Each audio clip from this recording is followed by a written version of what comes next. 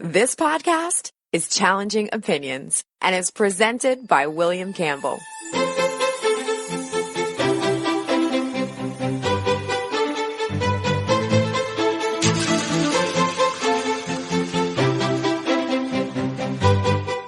Thank you for downloading the Challenging Opinions podcast for October 7th, 2019.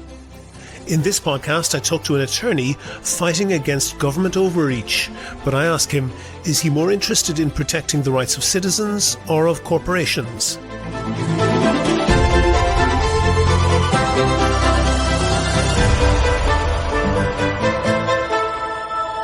Challenging Opinions is the podcast where ideas are tested. Whether you are left or right, conservative or progressive, devout or skeptic. What matters is the strength of your argument, not the strength of your voice. And coming up for you in this podcast... When you rent a house, you're not forced by law to rent certain property over others. And I think, but you might be, but you might be forced by circumstances to do that. Right. So I agree with you. Actually, I agree with you when you say, when you have a freer market, you're going to pull more supply into the market. Although I don't know if you can supply more land in San Francisco to build houses on. That's coming up in a minute. First of all, I want to thank all my donors on Patreon. I really appreciate everyone who contributes. If you don't know, Patreon is a system that allows people to donate $1 or $2 per podcast or per month. That helps me to devote more time to research and to finding interesting guests. If you think that you could do the same as them, there's details on the website and at the end of the show. Francis Rawls is in jail, and that's where he's staying. He lost his case at the 3rd U.S. Circuit Court of Appeals in Philadelphia. So what's he been convicted of? Nothing. Rawls, a former Philadelphia police officer, has been in jail for 17 months because he invoked the Fifth Amendment. He said he wouldn't give self-incriminating information to police investigating him. But the Fifth Amendment is, the Fifth Amendment. It guarantees the right not to incriminate yourself. The exact text is, no person shall be compelled in any criminal case to be a witness against himself. So how come the court denied his appeal with 3 judges voting unanimously against him? It's partly because the information that the police and the courts want him to hand over, and that he's refusing, are the passwords to encrypted external hard drives that were connected to his computer. The police seized them along with his computer because they believe they contain child porn, and they do have a good reason to believe that, and they convinced a judge to give them a warrant to seize and search his computer. The appeals court ruled that forensic examination showed that Rawls had downloaded thousands of files, the hash values of which indicated they were child pornography. That's a bit of geek speak, but it basically means they were monitoring his online activity. They didn't get the actual files that he downloaded, but they recognized that they were extremely likely to be identical to other files known to be child porn images. There was other evidence. One image depicting a pubescent girl in a sexually suggestive position was found on his computer. Rawls' sister said her brother showed her hundreds of pictures and videos of child porn, and the logs on his computer suggested the user had visited groups with titles common in child exploitation. There are some problems with that evidence. Logs of a computer visiting pages with titles common in child exploitation doesn't mean that the computer downloaded child porn, and they don't prove who generated those logs. But that said, you can be damn sure that I won't be leaving Francis Rawls alone with any child of mine. But Rawls hasn't been convicted of anything. He hasn't even been charged with anything, but the court ruled that the Fifth Amendment doesn't apply. The lower court, the appeals court, and the police all agreed that the presence of child porn on his drives was a foregone conclusion. That's where my real problem was. If it's a foregone conclusion, Why not just use the evidence that shows it's a foregone conclusion to charge and convict Rawls? We've had a speaker from the Electronic Frontier Foundation on the podcast before, and one of their attorneys said about this case, compelled decryption is inherently testimonial because it compels a suspect to use the contents of their mind to translate unintelligible evidence into a form that can be used against them. The Fifth Amendment provides an absolute privilege against such self-incriminating decryption. But the court disagreed, and Rawls stays in prison until he hands over the passwords, even though he's already been inside for longer than he might expect to be if he was sentenced for possessing child porn. It's hard to have sympathy with someone who's probably a paedophile, but that's the whole point.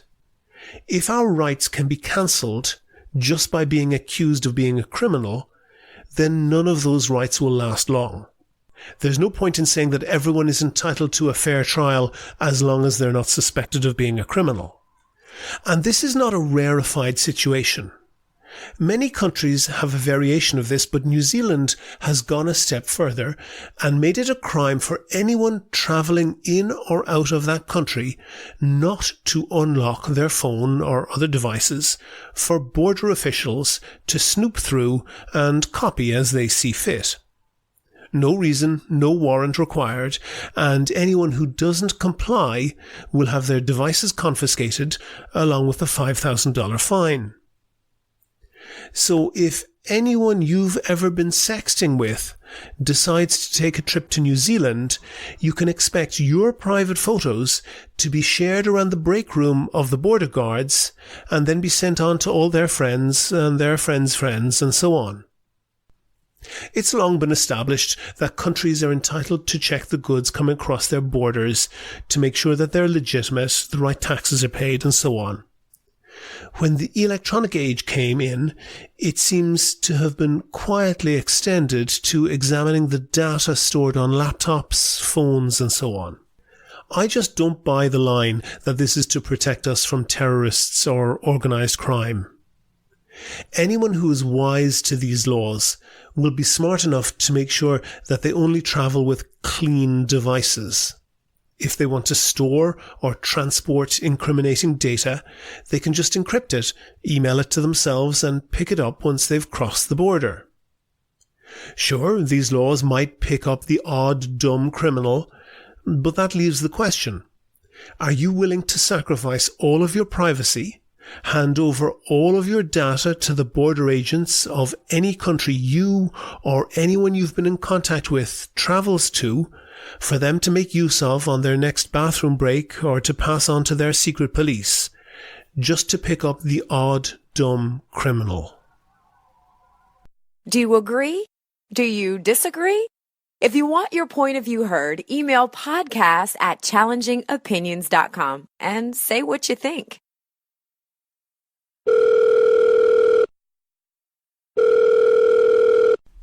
On the line now, I have Wen Fa. He is an attorney with the Pacific Legal Foundation, which is a national non-profit legal organization that represents hundreds of clients each year for free. On their website, they say that they defend the individual liberty and constitutional rights of Americans threatened by government overreach and abuse. Wen, is that a big job? What sort of things do you have to defend against? It is certainly a big job. We defend against government regulation that stifles innovation, that threatens individual liberty. Mm-hmm. We focus on 5 core areas: property rights, separation of powers, equality before the law, free speech and economic liberty. Mm-hmm. I myself focus on free speech and equality before the law. I've been looking at some of the cases that you list on your website, but maybe you can tell me a little bit about the ones that are most prominent for you. What cases stand out most for you, are most important for you? Yeah, I mean, I love all of my cases, but let me just give you an example from both of those areas that I litigate in. So in equality of the law, we litigate against government discrimination. When the government discriminates on the basis of race, we think that's wrong and that's unconstitutional. So for one of my cases, we're representing 7 Black and Hispanic families who can't get into world-class magnet schools in Hartford, Connecticut, because there's a racial quota that keeps them out of schools with thousands of empty seats. So that's one example. In the free speech context, we represent clients against overbroad regulations that are applied arbitrarily and that deprive them of their right to free speech. So, for example, in California, we represent a soccer fan who wanted to have a slogan celebrating his soccer team on his license plate, and the DMV said that was too offensive and denied him that license plate. And we've also represented people at the Supreme Court of the United States who wanted to vote in tshirts that the government considered too political for the polling place. Okay, I'll get back to both of those last 2 cases in a little while, but just to establish, you say on your website that you represent your clients for free. Who pays the bills? Absolutely. So we are funded primarily by donors across the United States, people who believe in individual liberty, free markets and property rights, and that's the primary way by which a non-profit organization like PLF gets its funding. Okay, and when you say by donors, is that primarily by people who put 10 or $50 in an envelope and send it to you, or is it by people who write 6-figure or 7-figure checks? Yeah, that can come in from a variety of ways. Most of our donors are individual donors, and I believe I don't have the exact statistics, but most of our donations are smaller checks, as you've described. People can go to our website at pacificlegal.org, and they can write a check for $10 or $20 or $50. In fact, many of my friends, as well as family members who support my work, have done so. Sure, and but pause with that. You say most of the donors are small donors. Is most of the amount collected from small donors, or would the largest amount of money come from big checks? Yeah, I don't have, I'm a litigator, I'm an attorney, so I don't know off the top of my head the precise statistics. You can find more information about that on our website at pacificlegal.org. But okay, we'll link to that. We'll link to that in the show notes to your website, and people can have a look at that and make their own decisions on that. I want to look at a couple of the cases that you've taken, and I have to say some of them look really important. They're cases that anybody, I think, should be able to see are defending the liberties of people. And that's really important. But once in a while, and you list lots of cases on your website, and a couple of them seem to me to be maybe correct, but a little bit trivial. And the 2 actually that you mentioned are about the soccer fan who wanted to have on his license plate. And I think people should understand the background to this. The slogan is COYW, which stands for Come On You Whites. Now, Come On You Whites refers to a British soccer team in Fulham in London, and they wear white kit when they play, and this is really quite a well-known slogan to support this particular soccer team. I don't think they're so well known in the United States, but they're certainly very well known in Britain. And you can see why the DMV were being a little bit cautious with this. This, could mean something else in an American context. And even if that was taken out with the best of intentions, you can see that they could have a reason to be cautious where something is ambiguous. Actually, I can't see it because the configuration itself says COYW. I suspect most Californians wouldn't know what that means, but everybody who did know what it meant would know that it's not offensive. So I think that highlights, one of the problems with an arbitrary and vague rule in that it will be applied arbitrarily. The bureaucrats who are enforcing them will be enforcing the law will apply it arbitrarily, and it's not really just limited. Mr. Kotler, our client, has a very sympathetic story, a very great story that his free speech rights are violated. But it's not just Ms. Kotler. California DMV has denied several license plates, such as Zen Red for Red Zinfandel, and Jedi Scum, a Star Wars reference, and it just highlights the problems with an arbitrary law like the one in California. Some countries around the world don't give any personalized license plates at all. It's I would have thought, a fairly low-ticket item if you're defending free speech, but I take your point. The other one that you mentioned there, which I've been reading up about, was about people who wanted to go vote while wearing T-shirts that essentially had political slogans on them. And I can see how that's clearly a free speech issue.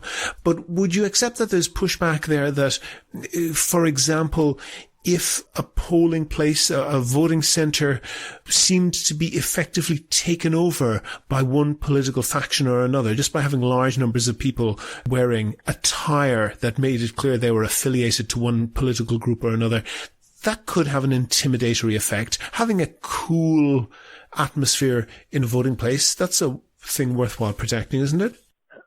Well, so there are two separate things that you mentioned: having an atmosphere, having a calm atmosphere at the polling place, and also wearing T-shirts. And I guess simply wearing a T-shirt does not threaten the ability of a state to impose other laws, for example, saying that people shouldn't engage in protests or start a riot in the polling place. A lot of these voters, I think they're required by law to, if they go to vote, they walk in and they vote and they leave. But I think the law that you just mentioned that we're challenging under the First Amendment actually threatens a state's ability to maintain a calm atmosphere, because you have, in the cases of some of my clients' stories, you have firefighters who wanted to wear in a firefighter uniform after their shift, and the government actually, the election judges manning the polling place, actually stopped them from voting and told them to take off their uniforms because there happened to be a ballot about firefighter pay on the ballot that day. So I think the conflict between voters and election judges from enforcing this overbroad and vague regulation on political speech on election day poses exactly the kind of threats that you mentioned. Okay, and I understand what you're saying, and I can see that point, and that it can be enforced over broadly, and I would accept that.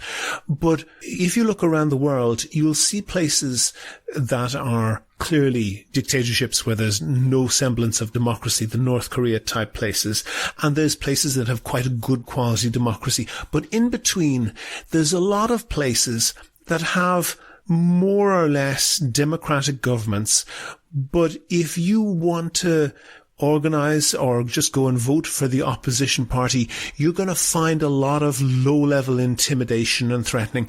And it's important to have rules to make sure that that doesn't happen. And if you have somebody maybe who's in a minority in the district that they're in, and they show up to go to vote, and they see a lot of people who may or may not be organized there, but who are wearing attire that they think, that could indicate they're going to be hostile to the voter, you can see why it's a good idea to have rules. And it's not a terribly onerous thing to do to say to somebody, if you have a political slogan on your T-shirt, turn the T-shirt inside out for the time you're going in to vote. So, I fully accept that people shouldn't be intimidating others by force and things of that sort. Yeah, but the suggestion could also work. And if one person is allowed to show up with either a uniform or political slogans on a shirt, then 50 other people are allowed to do it. And if you're going in to vote against 50, and there's 50 people in the room wearing something that indicates they're hostile to you, that's going down a dangerous path, isn't it? I disagree. As the Supreme Court mentioned in Minnesota Voters Alliance versus Mansky, the Supreme Court case that Pacific Legal litigated and won, there are many states that actually don't have laws banning political apparel, political T-shirts, and political hat at the polling place. So you can have one person voting in a T-shirt. You can have 50 people going to a polling place with a certain T-shirt or a hat. And there's really no evidence in all of the years that they didn't have laws like that. There has ever been people who were, intimidated out of voting just by the virtue of others wearing a T-shirt or a hat. I fully accept the premise that people shouldn't be in the United States, but when democracy is fragile, and I think you're probably right in the United States, although a lot of people were intimidated out of voting by other means. But if you look around the world, that's not an uncommon tactic. Well, I don't know how elections in every country works, but in the United States, I think you do have a strong you have a strong First Amendment right in political speech. Many courts have said it is a core of the First Amendment. And, I think it is a very important mode of expression for many people. I mean, a statute that bans people from expressing their political views on election day out of all the days in the year is like a statute that bans people from saying Merry Christmas on December 25th. I mean, I can think of no other date on which it's more important to be able to express yourself and your political views. Okay. To move on from that, because I don't want to harp on that too much, I'm looking through kind of various cases that you guys have done, and I have to say I'm kind of cheering for you in many of the cases. I think you're standing up for individual liberty, which is something that I value a lot. But in many of the cases that you're taking, there is kind of a theme that you're standing up for the liberty of corporations more than individuals. And I see one case, or several cases actually, that you're dealing with about vaping, also about landlords' rights, whether they can put particular conditions in their tenancies, and also how they can offer those. Is it possible that sometimes the individual needs the state to vindicate their rights when the individual is much less powerful than a corporation? Well, I think corporations, individuals, there's not, a huge gulf between the two. Corporations are also run by individuals, and, I believe in a free society where people can trade and choose who they want to associate with and, who they don't want to do business with. You can some people like to shop at Walmart, other people like to shop at Target. So I think there's a lot of choice and flexibility in which corporations, individuals want to deal with. To go back to if I know, wait, that's true when, that's true sometimes, but it's not always true. If you're living in a place like Seattle or San Francisco where there's very, very intense competition for housing, you don't really have a choice as to whether you can live in one location or another. You're really trying very hard to get whatever place you can afford. Well, I think you do have a choice in housing in general, and to go back to that, why is there a housing shortage?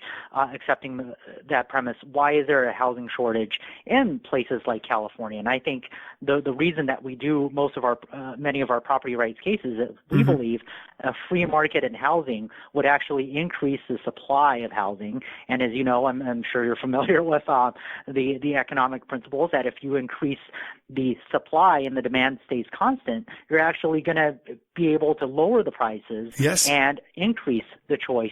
I think a lot of the work that we do in the arena of property rights is absolutely crucial and absolutely fundamental to individual liberty and the ability of individuals to choose the best places for them to live. Would you argue then that somebody renting a home up against maybe a large corporation that's renting out perhaps hundreds or thousands of properties, that there's an equality of power between those two? Look, I think that people are free to choose where they want to rent. When you rent a house, you're not forced by law to rent certain property over others. And I think, the no, but you might be, but you might be forced by circumstances to do that. Right. So I agree with you. Actually, I agree with you when you say, when you have a freer market, you're going to pull more supply into the market. Although I don't know if you can supply more land in San Francisco to build houses on. But I do agree with that principle in general. But that's not really very consoling. And if you're, for example, you find that the company that rents you your apartment in San Francisco, which is a very hot rental market, if you find that company can rent your place to someone else for $100 more a month, and they can say, we decide when your kids change school, that doesn't feel like an equal distribution of power. And to have an ordered and fair society, surely it's necessary to have some protections for renters. Well, I think the question is, would an individual who has 10 viable choices have more or less bargaining power than an individual who only has 2 choices, or maybe even only 1 choice? And I think we would both agree that the individual would have more bargaining power and more options if he had many choices. So I think the question then is, how do you ensure that people have as many choices as the free market would allow? Do you have that by onerous provisions that requires 10 years to get a permit to be able to build a condominium or an apartment building, or do individuals attain that choice with free market principles that allow builders to build? And I sense some antipathy towards large corporations, but I don't think there's anything wrong with corporations who want to make money, who want to make a profit, and by the desire to make a profit, they're encouraged and incentivized to enter the housing market and provide services to individuals that might need them. No, I don't actually have any antipathy to them, although I will press the opposite case with you because we try to have a bit of a discussion. But what I do think is important is that, and I think it's clear that your firm is coming from a libertarian background, which is fine, and that's a noble tradition. But it may be the case that government overreach, because you have an overly powerful government, you need someone to stand up for the citizen on that. But now we have corporations in the United States that are far bigger than the governments of many, many countries. And I think it's a bit naive to say that Mark Zuckerberg is just another citizen who needs his rights protected in the same way as Joe Schmo. And in fact, it is possible for large corporations to infringe people's rights really very severely. Well, I don't agree that it's naive to say that Mark Zuckerberg has the same rights as everybody else. I think everyone has the right to life, liberty, and property, and I think that's consistent regardless of your economic status. But Mark Zuckerberg is more powerful than many arms of government, and it is within his gift to infringe the rights of many, many citizens, as has happened and is on the record, and he can get away with it because he's a multi-bazillionaire. And I just feel, I support so much of what you do, but I feel that there's a naivety there and a focus on government overreach, which I would agree with, and almost a blindness to corporate overreach. Well, I don't know all the ins and outs with I know there's been a lot about Facebook over the last that's just an example. There's 1,000 companies. There's 1,000 companies that can make your life hell by infringing your rights. And you have, if you're an ordinary person, you may have a legal right, but the vindicating that right might be so impractically difficult that in effect you don't have any comeback. Right. So if a corporation violates your right to life, liberty, and property, I think you should have, a redress in the courts for that. For example, if the corporation takes your property, I think yeah, I think an individual should have some redress for that. And I think one of the problems that, we might agree on, just to see if we can find a point of agreement here, is that, the government, there are only, there are ways in which the government can use its power that are legitimate, and also ways that it can use its power that are illegitimate.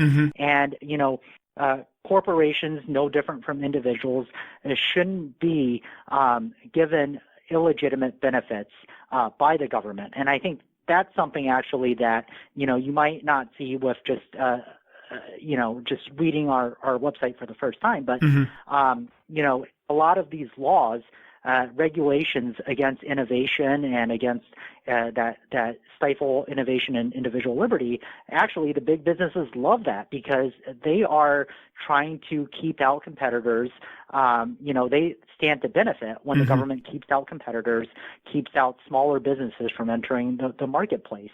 So I think the solution that we would propose there isn't to isn't to go after the corporation, but to say that the government use of its power, whether prodded by that corporation or by someone else, is illegitimate and should be struck down by courts as unconstitutional in certain circumstances. Sure, and I agree with that, and I think that courts, and all the way up to the Supreme Court, are an enforcer of rights of last resort, but I would hope that government would vindicate the rights of individuals normally just as a matter of course, without anybody ever having to go to court. And on your website you're talking about vaping, and that's perhaps an interesting new topic. But we've looked previously on this podcast at vaping companies, particularly the owners of Marlboro, who've bought out Juul, targeting children, doing things like manipulating their way into schools in order to promote their product to high school students, and sponsoring summer camps for kids as young as 13 years old in order to do research on how best to market what is a highly addictive product to children. Now, you could, in one way, say that a way to remedy that is for each of those children to take a case all the way to the Supreme Court to sue the Marlboro Corporation. But surely it's better just to say, hang on, marketing addictive products to children should just be illegal. Well, I think the government certainly has a role in protecting health and safety. So if it can be shown the health risks, I wouldn't say, I wouldn't target single out marketing. I would just say, certainly regulations that protect health and safety that are related, that serve an interest in protecting health and safety, those aren't the type of laws that we actually challenge. With respect to the vaping case itself, or the vaping cases themselves, We've got a few. We have a nuanced argument there that basically is encased within our separation of powers group, in which we represent business owners that have used vaping to quit smoking, and they've tried smoking through several ways, and they've used vaping to quit smoking, and that's certainly the experience of a lot of people. And our argument there is that whenever the government passes a new regulation, there are separation of powers in the United States that work together that ensure that each branch of government is exercising their respective powers and checking and balancing other branches of government, so that things have to be done through the proper channel. So, some people might think that's only a procedural guarantee, but it actually furthers an individual's right to individual liberty. Wen Fa, attorney with the Pacific Legal Foundation, thank you very much for talking to me. Thanks for having me on, William. Make your view heard. Email podcast@challengingopinions.com to set out your ideas and defend them on the next podcast. Go to the website for sources and links to what we were talking about. And while you're there, please like the show on Facebook, follow @ChallengingO on Twitter, and follow Wen @WenFa1. And get in touch with me if you can suggest a guest or a topic for a future show. Thanks to everyone who has signed up as a patron on Patreon so far. I really appreciate you helping me to devote more time to researching topics and guests. And if you could do the same as them and donate $1 or $2 per podcast or per month, go to patreon.com/challengingopinions, or you'll find a link on the website. Also, you can find out how to subscribe to the podcast for free on your computer, on your phone, or by email. It's all at www.challengingopinions.com. Coming up next Monday, that's October 14th, I'll be talking to the veteran academic economist, historian, author, and columnist Richard Vedder about what's wrong with higher education and how it can be put right. The Challenging Opinions podcast is produced and presented by me, William Campbell. Thank you for listening.